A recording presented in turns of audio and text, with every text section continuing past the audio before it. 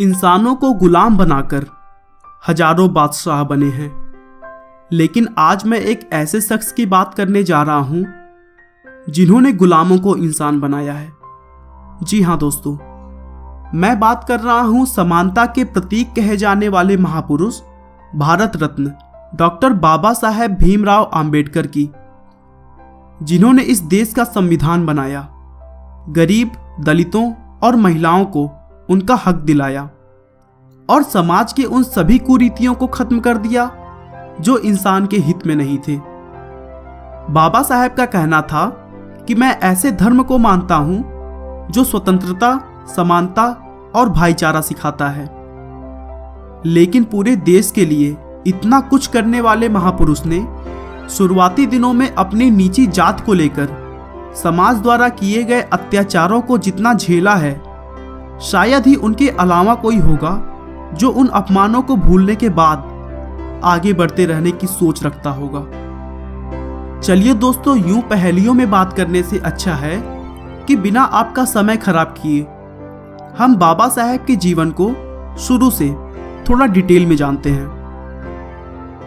Doctor Bhimrao Ambedkar का जन्म 14 अप्रैल 1891 को मध्य प्रदेश के इंदौर जिले में महू नाम के एक गांव में हुआ था।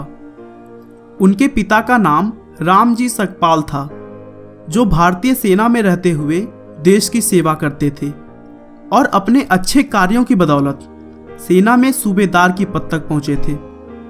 और उनकी मां का नाम भीमाबाई था। राम जी शुरू से ही अपने बच्चों को पढ़ाई लिखाई और कड़ी मेहनत के लिए प्रोत्साहित करते थे, जिसकी वजह से अंबेडकर को पढ़ाई लिखाई का शौक बचपन से ही था। लेकिन वे एक महार जात से ताल्लुक रखते थे, जिसे उस समय लोग अछूत भी कहते थे।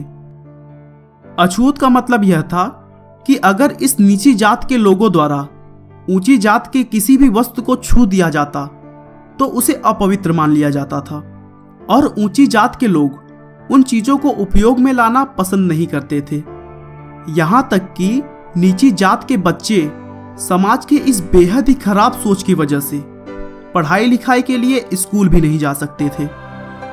लेकिन सौभाग्य से सरकार ने सेना में काम कर रहे सभी कर्मचारियों के बच्चों के लिए एक विशेष स्कूल चलाई, और इसी की वजह से अंबेडकर की शुरुआती पढ़ाई पॉसिबल हो सकी। स्कूल के पढ़ाई लिखाई में अच्छे होने के बावजूद अंबेडकर और उनके साथ के सभी नीची जात के बच्चों को क्लास के बाहर या फिर क्लास के कोने में अलग बैठाया जाता था, और वहां के टीचर्स भी उन पर थोड़ा भी ध्यान नहीं देते थे।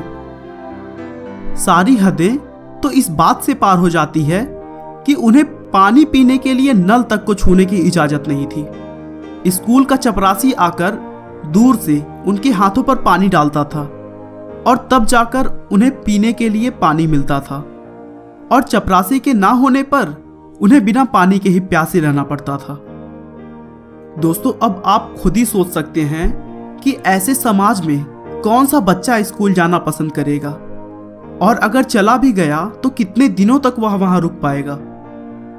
1894 में रामजी सकपाल के रिटायर होने के बाद उनका पूरा परिवार महाराष्ट्र के सतारा नाम की एक जगह पर चला गया। लेकिन सतारा आने के केवल 2 साल के बाद अंबेडकर की मां की मृत्यु हो गई, जिसके बाद उनकी बुआ मीराबाई ने कठिन परिस्थितियों में उनकी देखभाल की।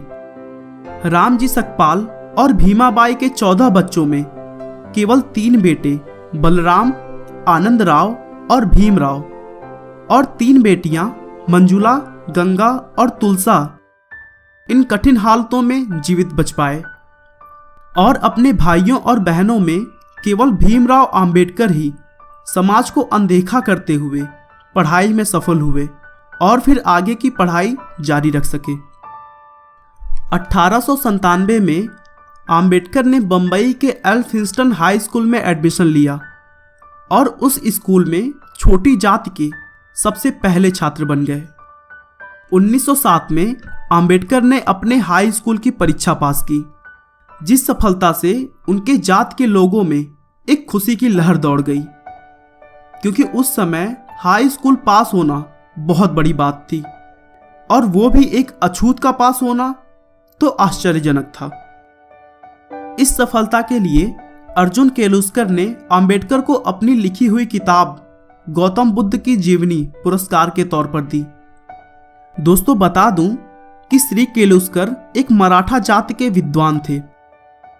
उसके बाद से अंबेडकर ने पढ़ाई लिखाई के क्षेत्र में सभी रिकॉर्ड्स को तोड़ते हुए 1912 में इकोनॉमिक्स और पॉलिटिकल साइंस में अपनी डिग्री प्राप्त की और फिर 1913 में स्कॉलरशिप प्राप्त करते हुए पोस्ट ग्रेजुएशन के लिए अमेरिका चले गए और फिर वहां कोलंबिया यूनिवर्सिटी से 1915 में एमए की डिग्री ली।